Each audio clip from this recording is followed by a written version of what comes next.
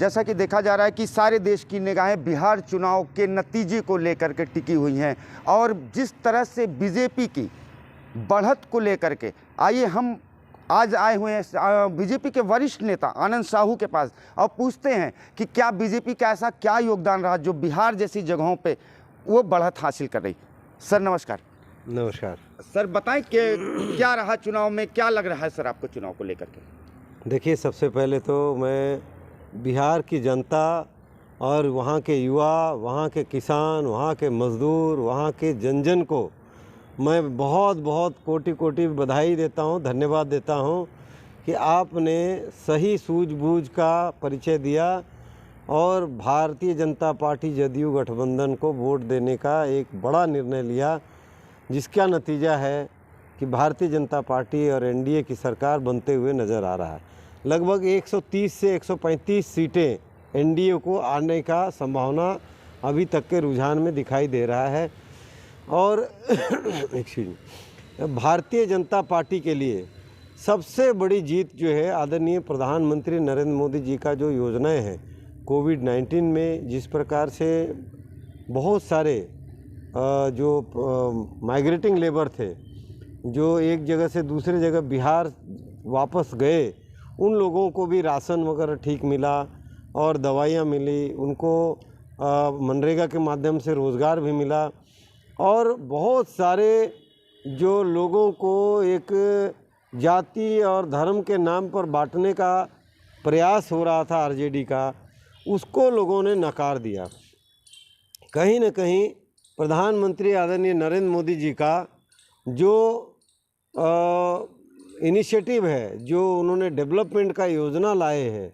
चाहे वो सड़क है, चाहे वो बिजली पानी है, चाहे वो तमाम तरह की जो वहाँ के पुल पुलिया है, डैम है, हॉस्पिटल है, कॉलेज है, यूनिवर्सिटी है, इन सभी के लिए जो उन्होंने जो पैसा दिए बिहार को, कहीं न कहीं उसका भी सीधा लाभ, चाहे आप उज्ज्वला योजना लीजिए, आयुष्मान भारत लीजिए, मुद्रा योजना लीजिए, ये सारे योजनाओं का लाभ भारतीय जनता पार्टी को प्रधानमंत्री आदरणीय नरेंद्र मोदी जी के जो बहुत बड़ी जो इनिशिएटिव है उसका लाभ दिख रहा है। तो सर देखा जाए कि जैसे कि हमारे जो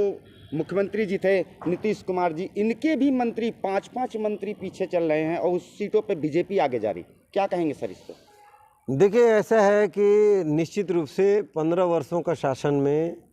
कई अच्छे काम करने के बावजूद भी एंटी इनकम्बेंसी हो जाता है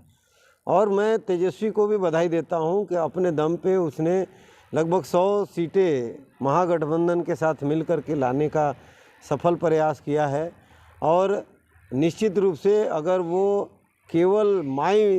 इक्वेशन से अगर ऊपर उठा होता तो शायद हमको नुकसान हो जाता। उसने जो है अपने माई इक्वेशन में बैठ करके पूरे वोट को पोलराइज करके इतने सीटें ले आया, तो ये भी एक बहुत बड़ी राजनीतिक जो है क्षेत्रवाद और जातिवाद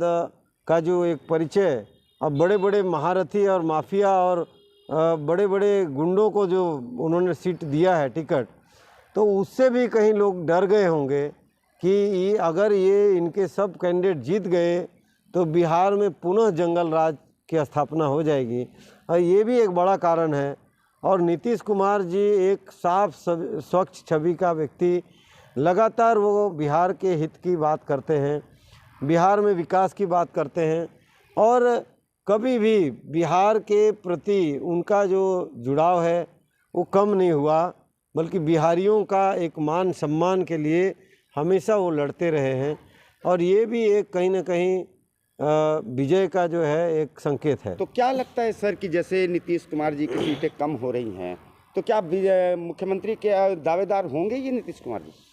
देखिए, मुख्यमंत्री का मुद्दा अब शायद